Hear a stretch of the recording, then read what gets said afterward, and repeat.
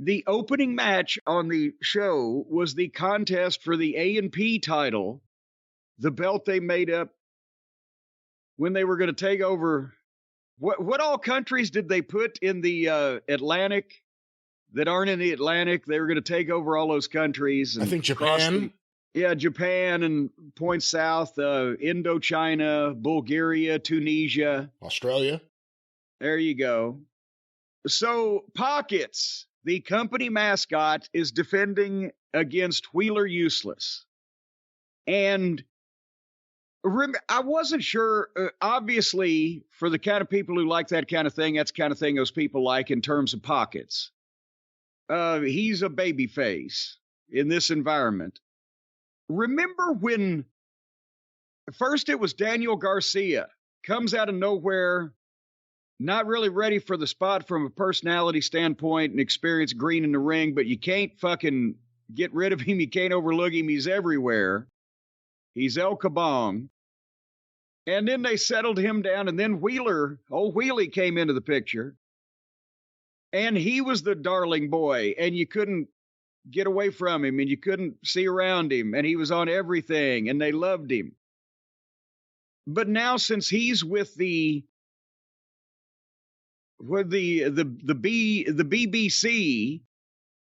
the BCC, the Blackpool, it would be the BPC, Blackpool Combat Club, well, or Blackpool's the Liverpool. one word. Oh, that's true. And somebody said, actually, now from England, they said Blackpool is more noted for ballroom dancing than fighting as just a city, not involved in wrestling, but just as a general term. But anyway, Alan Blackstock from Blackpool. There you go. The Baron of Blackpool. He's a noted ballroom dancer. Every time he comes in a room, he's dancing around. His balls are hanging out. It's incredible. But anyway, so then since he's with them and they're heelish now because old Moxley's become a heel, I get now old Wheelie, they did a long promo over his entrance with him telling Pockets off to his face, and gee, he makes Jungle Boy sound like Liv Schreiber. Just the whininess. So, but he's a heel now, I guess, because I was wondering about that. But nobody works like a heel. They just, well, Wheeler ended up doing it after Claudio came out and slapped him in the face. But point being, you thought Wheeler was a heel here?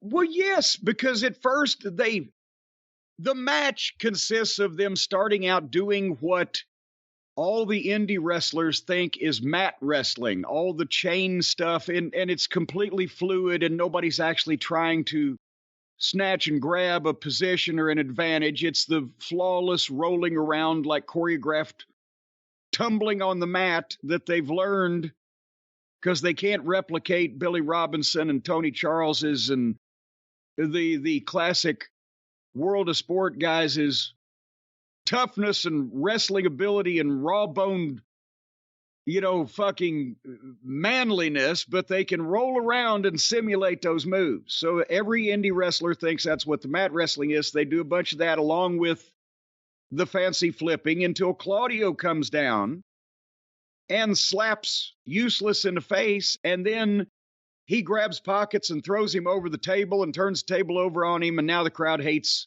Useless, and I hated both of them. But yes, so then he became the heel. Did you not notice? Because he still looks like such a nice boy. I thought you were kind of saying you thought he started as the heel. No, but he is the heel in this position, whether he was wrestling like one or not at the start, because all these people like Pockets. And he had just whined at him, so he was an annoying fuck, was Wheeler anyway. But nevertheless, this match, I had to say, okay, they've actually put this thing on first, and I said, certainly it probably won't go long. Well, I was wrong there. But I watched this thing to see if this guy has anything to show for himself after all these years of being a fucking dipshit. And no, at one point, he put his hands in his pockets and stood there while Wheeler beat the shit out of him. And Taz even said, he better take his hands out of his pockets. Apparently, they have cornered the market in AEW on the audience that wants to laugh at and make fun of wrestling. God forbid anything is ever taken seriously, and we need to just be silly and laugh because this is a fun night out for the, not the kids, there's no kids, but I don't know why anybody would like this bland, nondescript idiot doing phony fucking shit in the middle of a supposed professional wrestling match. You could say what you want about the rating, and we're going to talk about that later on, but the other interesting thing was, tell me what you think, but other than a few hot crowd segments during MJF stuff, this is the hottest crowd they've had in quite a while for Dynamite, don't you think? Yes, these people, they loved, and where were they again? Were they... I don't remember. That's I was hoping you remember. No, I think they're still out west. Possibly it was out in Phoenix. They haven't, I don't know whether these people get out a lot then. But yes, the people in the building, however many of them there were of that, loved almost all of this shit. Phoenix. And they were in Phoenix. They went through, there you go. Well, the Phoenix will rise from the ashes. They must have been smoking before they came in.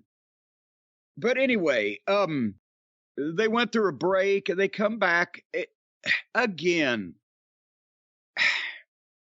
Anybody else besides the current AEW faithful, when you look at this, it looks so outlaw. It looks so childish because you got, one guy that, as you said, looks like that fucking superhuman clown on YouTube with no physique, and nobody's ever heard of him 6 months ago. And he's attempting to wrestle this fucking guy that looks like, a assistant at Jiffy Lube with blue jeans and a haircut of some description.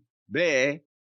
And it just looks like kids wrestling. It looks like when they traded the forearms in the middle of the ring. Oh God. That's where what you just said, that's where it really stood out. Like, look at how they're just playing with each other. That's what it looked like to me. Even though the people they were screaming, it wasn't about what they were actually doing. Yes, it wasn't what they were doing. They just liked the idea of him doing it. Because, Wheeler was trying. His looked like shit, but he was trying. But Pockets was just raising his arm and going through the motion because he's lazy. I don't know. You could train chimpanzees to have this match because there's no facials. There's no emotion to it. It's, we're going to roll around and do this. At one point, Useless held Pockets' hands and stomped him like the Blackpoolers do. And then they both stood up, still holding hands, and Pockets just came and hugged him. And so Wheeler headbutted him. And now we've established that the babyface is a complete moron. Wouldn't children even think this is silly? So that's why I say they are their section of fans, and this is the section of fans that the Buckaroos created, just want to go and laugh at wrestling and think it's supposed to be silly because that's what their product is. And it's disheartening, but also that's why there's a lot more people watching the other channel because it may be boring, but at least it's not unprofessional. So anyway, then they spit on each other, and then they did the fake forearm trade. I've made a note that Pockets' forearms wouldn't have tipped over Aunt Lola. But then they start hitting moves that should kill each other, especially with their scant body weight and frail frames, and they didn't sell anything or even go for a cover. And then finally, old Wheelie got a 2 count with a pile driver. And then the other clown does Roman Reigns' finish. So he reminds everybody every time that the biggest star in wrestling is not there. It's this guy. It's like Adam Page's and Logan Paul's finish. Well, there you go. And finally, Pockets beat him with Roman Reigns' finish. And at that point, Pockets wanted a hug, and Claudio came back out and called Wheeler out, and we were 23 minutes into the show to have to sit through that.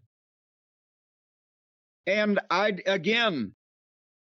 don't care whether their audience likes it or not, because their audience likes almost everything, as we've established. But their audience also, when they were shown it, liked MJF and Punk, and liked FTR and the Briscoes, and have liked the good matches that they have intermittently been given. So it's not like they refuse to look at the good shit and just like the silly shit, but why do you have to contaminate your program with silly shit that will run anybody that is not currently actively watching off like, what the fuck? This is kids wrestling. Is this Nickelodeon? What is this? And that's, it's because of the Buckaroos and their ilk, their clique, their group, their treehouse boys club, whatever you want to call it, that they cannot get anywhere. Because their problem is not only are they showing shit like this on television, but that their fans react positively to it, so they do more of it. Instead of the good shit that their fans also react positively to, but they don't do more of that.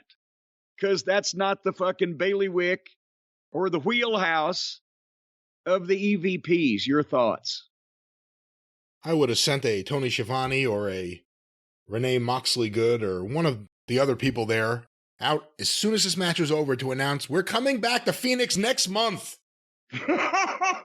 These people were ridiculous. They were super into this. I mean, I say that in the best way, because this is what every wrestling promotion dreams of, a crowd like this that's eating everything up. I guess maybe the movie theaters are still closed. I don't know what's going on there. Hot crowd. The match didn't do it for me, because even when I try to watch it, like the forearm spot really stuck out to me because it was a close-up. And I'm watching these guys try to wrestle a physical style. They just can't. And I understand they're trying. I'm even looking past the gimmick right now. I understand they're trying, but come on. And, World of Sport, at least there were weight divisions. You know what I mean? Like, Adrian Street was small, but look at his forearms. He knew how to fight. Well, besides his fucking chest was, as wide as everybody else's, he was just built that way. He was squat. But my God, again, Adrian wasn't even the classic example, because a lot of people will point, well, he skipped around the ring. Yeah, and then he'd take you down, and he also could really stretch you and do all those things because he was a shooter.